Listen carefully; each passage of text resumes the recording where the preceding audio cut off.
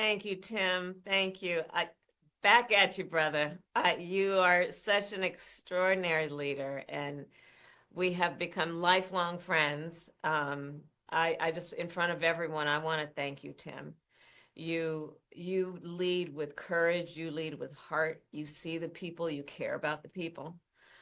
You believe in uplifting the dignity to which all people are entitled, and you do it and you have a sense of fun when you're doing it. But you are an extraordinary leader, and obviously the people of Minnesota are very, very lucky to have you there. But you are a national leader and a dear friend, and thank you.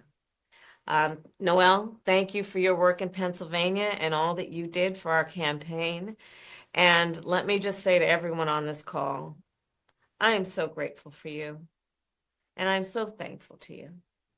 I'm thankful for your love of our country and your willingness to put the work into it. I'm thankful for the faith that you put in me and Governor Walz and our team. And I am thankful because I know your character is such that you're not going to get knocked down. And you're in this fight, and you're in it for all the right reasons. And I know that about you. It's why you're part of this call right now and all the work that you did over those 107 days and even before. That's your nature. And the outcome of this election obviously is not what we wanted. It is not what we worked so hard for. But I am proud of the race we ran. And your role in this was critical. What we did in 107 days was unprecedented. Think about the coalition that we built, and we were so intentional about that. You would hear me talk about it all the time. Being a daughter of parents who are active in the civil rights movement, I know and believe that the best movements that are about progress in our country mean that it's leaders that we are dedicated to the coalition, to bringing people together that seemingly have nothing in common, but have everything in common. A coalition where we bring people together based on a deep love of our country and our understanding that the strength of our country will be a function of our willingness to put in the work, and that we will do that work with a sense of joy, yes, with a sense of work ethic and understanding it's going to be hard, but it's good work. It's good work to be engaged in a collective fight for America's future. And it means so much to me and to Governor Walz that you knocked on doors, you called friends, you called in favors. You said, "Hey, I showed up at your softball game. Now I need you to show up at the campaign office." You put in the time. It was personal for you.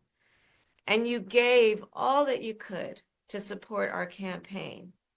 Because of your efforts, get this, we raised an historic $1.4 billion, almost $1.5 billion from grassroots supporters alone, the most in presidential campaign history. Nearly 8 million donors contributed an average donation of about $56 to fuel our people-powered campaign.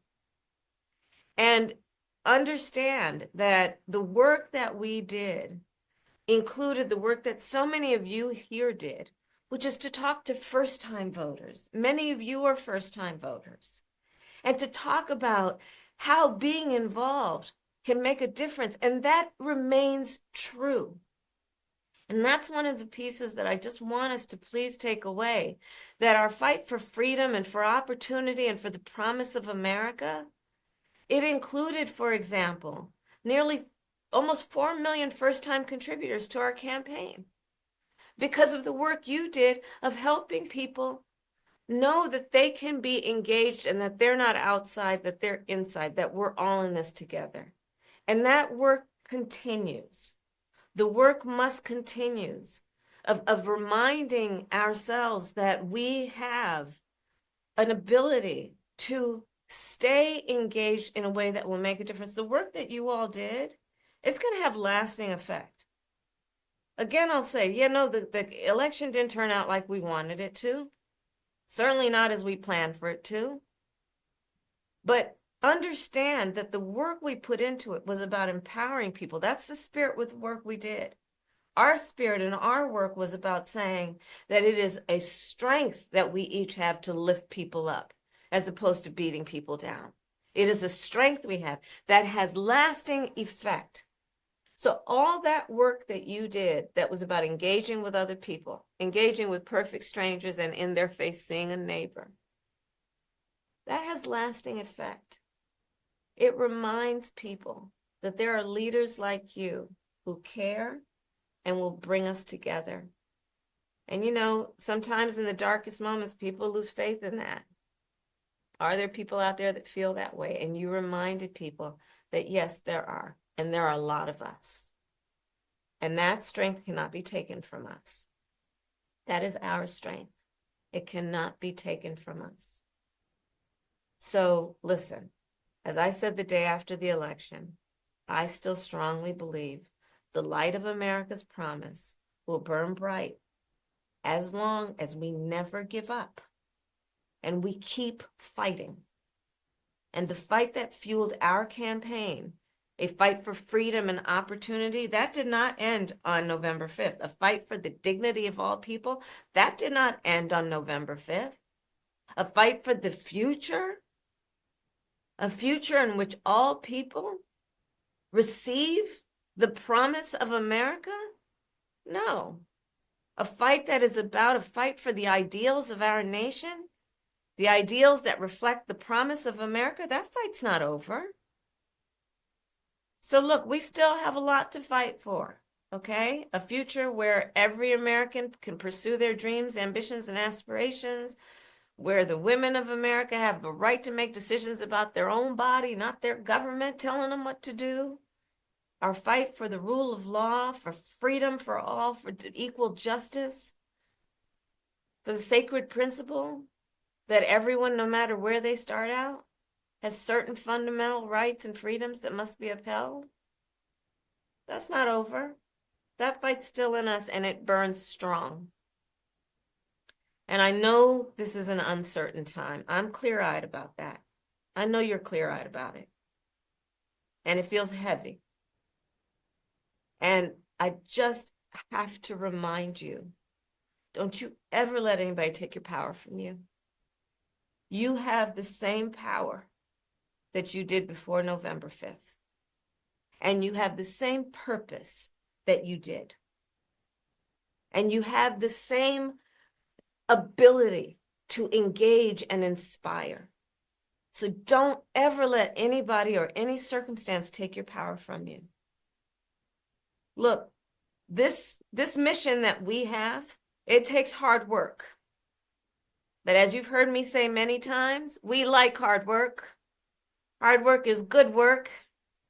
Hard work can be joyful work.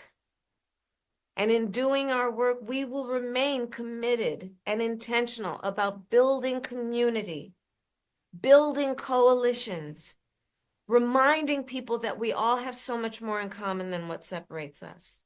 We will be armed with the faith and the fuel that tells us what is possible and then drives us to achieve it. So let's continue to organize and mobilize and stay engaged. And I thank you all. I thank you all. We are all in this together, all right? We are all in this together. And on this practical eve of Thanksgiving, I wish everyone a happy Thanksgiving with the ability and to find the ability at this moment to just remember there is so much to be thankful for.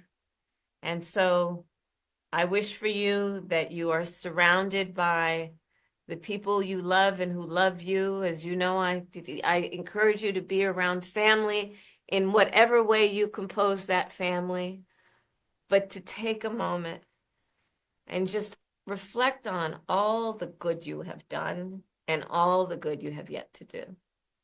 We are powerful, those of us who love our country, and we got a lot of work to do.